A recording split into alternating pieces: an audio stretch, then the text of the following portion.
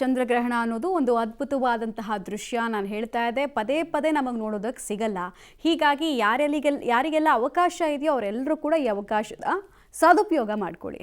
ವಾಪಸ್ ಹೋಗ್ತೀನಿ. ಸುಂದರ್ ಅವರೇ ಹೇಳಿ, ಶುಚಿತ್ವದ ವಿಚಾರಕ್ಕೆ ಬಂದಾಗ ಜ್ಯೋತಿಷ್ಯ ಶಾಸ್ತ್ರ ನಂಬ್ಕೊಂಡು ಬಂದಿರೋದು ಬೇರೆ. ಅವ್ರು ಹೇಳ್ತಾರೆ 9 ಗಂಟೆಗೆ ಮುಂಚೆನೇ ಫಾಸ್ಟಿಂಗ್ ಶುರು ಮಾಡಬೇಕು, ನೀವು ಕ್ಲೀನ್ ಇಟ್ಕೊಳ್ಳಿ, ದರ್ಬೆಯನ್ನು ಯೂಸ್ ಮಾಡಿ ಅಂತೆಲ್ಲ ಅಂತಾರೆ.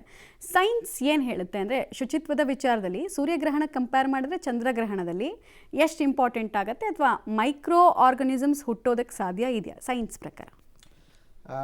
ಇದ್ರ ಉತ್ತರವನ್ನು ಒಂದು ಎಕ್ಸಾಂಪಲ್ ಕೊಟ್ಬಿಡ್ತೀನಿ. ಉದಾಹರಣೆಗೆ ನೀವು ಒಂದು ಪರೀಕ್ಷೆ ಬರೀಲಿಕ್ಕೆ ಹೋಗ್ತಾ ಇದ್ದೀರಿ ಅಂದ್ಕೊಳ್ಳೋಣ. 9:30 ಪರೀಕ್ಷೆ, 9:30 12:00 ಪರೀಕ್ಷೆ. ಮನೆಯಲ್ಲಿ ಹೇಳ್ತಾರೆ 8 ಗಂಟೆಗೆ ತಿಂಡಿ ತಿಂದ್ಬಿಡು, ಜಾಸ್ತಿ ನಿಧಾನ ತಡ ಮಾಡ್ಕೋಬೇಡ. ಯಾಕೆ? 9 ಗಂಟೆಗೆ ತಿಂದ್ರೆ ಏನಾಗತ್ತೆ? ಏನಾಗಲ್ಲ.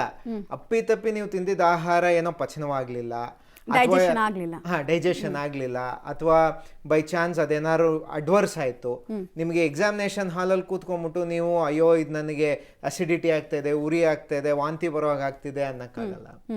ಅದೇ ರೀತಿ ಏನು ತಿಂದೇ ಹೋದ್ರೆ ನಿಮಗೆ ಧ್ಯಾನ ಹೊಟ್ಟೆ ಹಸು ಮೇಲೆ ಹೋಗುತ್ತೆ ಹೊರತು ನೀವು ಪರೀಕ್ಷೆ ಬರೆಯೋದ್ರ ಮೇಲೆ ಹೋಗೋದಿಲ್ಲ.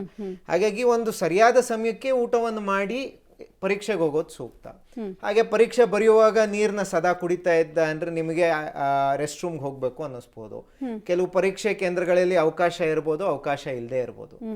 ಏನ್ ಹೇಳಕ್ ಬಯಸ್ತಾ ಇದ್ದೀನಿ ಅಂದ್ರೆ, ಗ್ರಹಣ ಸಮಯದಲ್ಲಿ ನಿಮ್ಗೆ ಏನಾದ್ರೂ, ನೀವು ಆಗ್ಲೇ ಹೇಳಿದ್ರಿ ಅನುಷ್ಠಾನ ಅಥವಾ ಏನಾದ್ರು ಅಧ್ಯಯನ ಅಥವಾ ನಿಮ್ ಧ್ಯಾನ ಅದೆಲ್ಲ ಮಾಡೋ ಹಾಗಿದ್ರೆ ಖಂಡಿತವಾಗ್ಲೂ ಈ ನಿಯಮ ಪಾಲಿಸೋದ್ರಲ್ಲಿ ತಪ್ಪೇನೂ ಇಲ್ಲ. ಯಾಕೆ ಅಂದ್ರೆ ನೀವು ಧ್ಯಾನ ಮಾಡ್ತಕ್ಕಂಥ ಸಮಯದಲ್ಲಿ ಧ್ಯಾನ ಮಾಡೋದ್ರ ಬಿಟ್ಟು ಅಯ್ಯೋ ನನಗಿಲ್ಲಿ ಉರಿ ಆಗ್ತಾ ಇದೆ, ಅಯ್ಯೋ ಎದ್ದು ವಾಶ್ರೂಮ್ಗೆ ಹೋಗಿ ಬರ್ಬೇಕಲ್ಲ, ಅದ್ರ ಮೇಲೆ ಧ್ಯಾನ ಹೋದ್ರೆ ಡಿಸ್ಟ್ರಾಕ್ಷನ್ ಆಗುತ್ತೆ.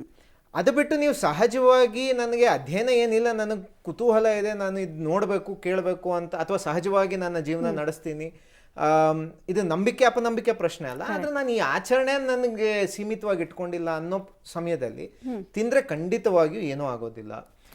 ಬೇರೆ ಟೈಮ್ನಲ್ಲಿ ಉತ್ಪಾದನೆ ಆಗದೇ ಇರೋ ಮೈಕ್ರೋ ಆರ್ಗನಿಸಮ್ಸು ಗ್ರಹಣ ಕಾಲದಲ್ಲಿ ತಿಂದ ತಕ್ಷಣ ಉತ್ಪಾದನೆ ಆಗೋದಿಲ್ಲ. ಹಾಗೆ ಗ್ರಹಣ ಕಾಲದಲ್ಲಿ ವಿಶೇಷವಾದ ಪ್ರಕ್ರಿಯೆ ಅದು ಆಕ್ಟಿವೇಟ್ ಆಗ್ತಿಲ್ಲ ನಿಮಗೆ. ಗ್ರಹಣ ನಾವೀಗಾಗಲೇ ಹೇಳ್ದಾಗೆ ಬೆಳಕು ನೆರಳಿನ ಆಟ. ಆ ಬೆಳಕು ನೆರಳಿನ ಆಟ ಆಗ್ತಿದೆ ಅಂತ ಚಂದ್ರ ಸೂರ್ಯರಿಗೆ ಗೊತ್ತಿಲ್ಲ ಪಾಪ. ನಾವು ಕೂತ್ಕೊಂಡು ನೋಡ್ತಾ ಇರೋದ್ರಿಂದ ನಮಗ್ ಗೊತ್ತಾಗ್ತಾ ಇದೆ, ನಾವು ಅರ್ಥೈಸ್ಕೊಳ್ತಾ ಇರೋದ್ರಿಂದ ನಮಗ್ ಗೊತ್ತಾಗ್ತಾ ಇದೆ. ಹಾಗಾಗಿ ನೀವು ಗ್ರಹಣ ಕಾಲದಲ್ಲಿ ಸೂರ್ಯಗ್ರಹಣ ಆಗಿರ್ಬೋದು, ಚಂದ್ರಗ್ರಹಣ ಆಗಿರ್ಬೋದು, ಊಟ ಮಾಡೋದ್ರಿಂದ ಏನೂ ತೊಂದರೆ ಇಲ್ಲ, ನೀರು ಕುಡಿಯೋದ್ರಿಂದ ಏನೂ ತೊಂದರೆ ಇಲ್ಲ. ಇನ್ಫ್ಯಾಕ್ಟ್ ನಾನು ಬೇರೆ ಬೇರೆ ಕಾರ್ಯಕ್ರಮಗಳಲ್ಲಿ ಇದ್ದಿದ್ರಿಂದ ನಾನು ಸ್ಟುಡಿಯೋಗೆ ಬಂದ ಮೇಲೆ ಗ್ರಹಣ ಕಾಲದಲ್ಲೇ ಊಟ ಮಾಡ್ಕೊಂಡು ಇಲ್ಲಿ ಬಂದು ಕೂತಿದ್ದೀನಿ. ಖಂಡಿತವಾಗ್ಲೂ ಏನೂ ಆಗೋದಿಲ್ಲ, ಯಾರು ಭಯ ಪಡೋ ಅವಶ್ಯಕತೆ ಇಲ್ಲ. ಯಾವುದೇ ವಿಶೇಷವಾದ ವೈಜ್ಞಾನಿಕ ಪ್ರಕ್ರಿಯೆ ಗ್ರಹಣ ಸಮಯದಲ್ಲಿ, ಆ ಚಂದ್ರಗ್ರಹಣ ಆಗಿರಲಿ ಸೂರ್ಯಗ್ರಹಣ ಆಗಿರಲಿ, ಯಾವುದೂ ನಡೆಯೋದಿಲ್ಲ. ನಿಮ್ಮ ದೇಹ ಸಹಜವಾಗಿ ಹೇಗೆ ದಿನನಿತ್ಯ ನಡ್ಕೊಂಡು ಹೋಗ್ತಾ ಇದೆಯೋ, 15 ನಿಮಿಷ ಹೇಗೆ ಪ್ರಕ್ರಿಯೆ ಮಾಡ್ತಾ ಇತ್ತು ಈಗಲೂ ಹಾಗೆ ಮಾಡುತ್ತೆ. ಇನ್ನು 1.5 ಗಂಟೆ ಕೂಡ ಹಾಗೆ ಪ್ರಕ್ರಿಯೆ ಮಾಡ್ತಾ ಇರುತ್ತೆ. ನಿಮ್ಗೆ ಅಧ್ಯಯನ ಏನಾದ್ರು ಮಾಡೋದಿತ್ತು ಅಂದ್ರೆ ಡಿಸ್ಟ್ರಾಕ್ಷನ್ ಆಗದೆ ಇರಲಿ ಅನ್ನೋ ಕಾರಣಕ್ಕೆ ಅದನ್ನ ಆಚರಣೆ ಮಾಡೋದ್ರಲ್ಲಿ ಯಾವುದೇ ತೊಂದರೆ ಇಲ್ಲ. ಅದು ವಿಜ್ಞಾನದಲ್ಲಿ ಅದೇ ನಾವೇನು ತಪ್ಪು ಅಂತ ಹೇಳಲಿಕ್ಕೆ ಬರೋದಿಲ್ಲ, ಆದ್ರೆ ವೈಜ್ಞಾನಿಕವಾಗಿ ಏನು ವ್ಯತ್ಯಾಸ ಆಗೋದಿಲ್ಲ. ರೈಟ್.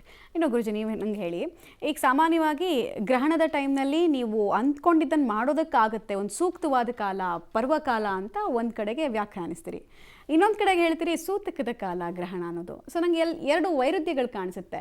ಸೂತಕ ಅನ್ನೋ ಪದ ಬಳಕೆ ಮಾಡಿದ್ಮೇಲೆ ಈ ಬದಲಾವಣೆಯ ಪರ್ವಕಾಲ ಅಂತ ಹೆಂಗೆ ಯೂಸ್ ಮಾಡೋಕ್ಕಾಗತ್ತೆ? ನಾವು ಹೆಂಗೆ ಹೇಳ್ತೀರಿ ನೀವು? ಜ್ಯೋತಿಷ್ಯ ಶಾಸ್ತ್ರ ಏನು ಹೇಳುತ್ತೆ? ಜ್ಯೋತಿಷ್ಯ ಶಾಸ್ತ್ರವನ್ನು ನಮಗೆ ಭೂಮಿಗೆ ತಂದು ಕೊಟ್ಟಂಥವರು ಮುನಿವರ್ಯರು, ಮಹರ್ಷಿಗಳು. ಆದರೆ ಇಲ್ಲಿ ನೀವು ಕೇಳಿರ್ತಕ್ಕಂಥ ಪ್ರಶ್ನೆ ತುಂಬ ಚೆನ್ನಾಗಿದೆ. ಒಂದು ಕಡೆ ಸೂತಕ ಅಂತೀರಾ, ದೇವಸ್ಥಾನಗಳಿಗೆ ದರ್ಬಾ ಬಂಧನ ಮಾಡ್ತೀರಾ, ವಿಗ್ರಹಗಳನ್ನು ಬಂಧನದಲ್ಲಿಡ್ತೀರಾ, ಆದರೆ ಇದು ಸಿದ್ಧಿ ಮಾಡ್ಕೊಳ್ಳಿಕ್ಕೆ ಒಳ್ಳೆ ಸಮಯ ಅಂತಲೂ ಕೂಡ ಹೇಳ್ತೀರಾ. ಖಂಡಿತವಾಗಿ ಹೌದು. ನೀವು ಕೇಳಿರ್ತಕ್ಕಂಥ ಪ್ರಶ್ನೆ, ಆ ವಿಮರ್ಶೆ ಹೇಗೆ ಹೇಳುತ್ತೆ ಅಂದರೆ ಅಷ್ಟಸಿದ್ಧಿ ಅಂತಕ್ಕಂಥದ್ದು ಹೇಳುತ್ತೆ.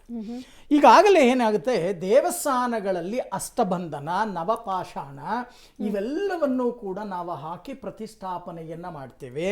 ಒಂದು ವಿಗ್ರಹವನ್ನ ಪ್ರತಿಷ್ಠಾಪನೆ ಮಾಡಿದ ನಂತರ 48 ದಿನಗಳ ಕಾಲ ಅದಕ್ಕೆ ಅಭಿಷೇಕ ಅಂತಕ್ಕಂಥದ್ದು ಮಾಡ್ತೇವೆ, ಜಲಧಾರೆ ಅಂತಕ್ಕಂಥದ್ದು ಆಗತ್ತೆ, ಪಂಚಾಮೃತ ಅಭಿಷೇಕವನ್ನ ಮಾಡ್ತೇವೆ.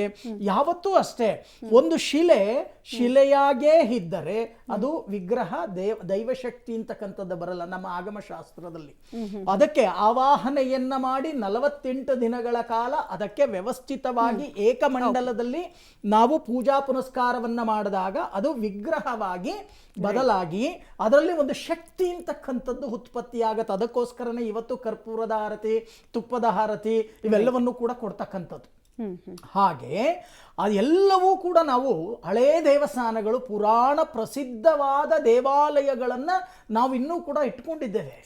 ಅದರಲ್ಲಿ ಅಪಚಾರವಾಗಬಾರದು, ಎಲ್ಲೋ ಕಳ್ಕೊಂಡ್ಬಿಡ್ತೀವಿ, ಆ ಶಕ್ತಿ ಕಳ್ಕೊಂಡ್ಬಿಡ್ತೀವಿ ಅನ್ನೋ ಒಂದು ಭಯ ಆವತ್ತಿನ ಕಾಲದಲ್ಲಿ ಋಷಿ ಮುನಿವರ್ಯರ ಜ್ಞಾನಕ್ಕೆ ಬಂದಿರಬೇಕು ಅನ್ನೋದು ನನಗನ್ನಿಸುತ್ತೆ. ಅದಕ್ಕೋಸ್ಕರನೇ ದರ್ಭಾಬಂಧನ ಅಂತಕ್ಕಂಥದ್ದಾಗೋದು. ಇದಕ್ಕೆ ಇನ್ನೊಂದು ಉದಾಹರಣೆಯನ್ನು ನಾನು ಕೊಡ್ತೇನೆ. ಬಹಳಷ್ಟು ಜನ ಸೈಟ್ ತಗೋತಾರೆ, ಸೈಟ್ ತಗೊಂಡು ರಿಜಿಸ್ಟರ್ ಆಗತ್ತೆ ನಿಜ, ಅವರ ಹೆಸರಲ್ಲಿ ಖಾತೆ ಕೂಡ ಬರುತ್ತೆ ನಿಜ, ಆದರೂ ಕೂಡ ಕಾಂಪೌಂಡ್ ಹಾಕೋತಾರೆ. ಯಾಕೆ? ನಾನು ಕೇಳೋ ಪ್ರಶ್ನೆ, ಹೌದಲ್ವಾ?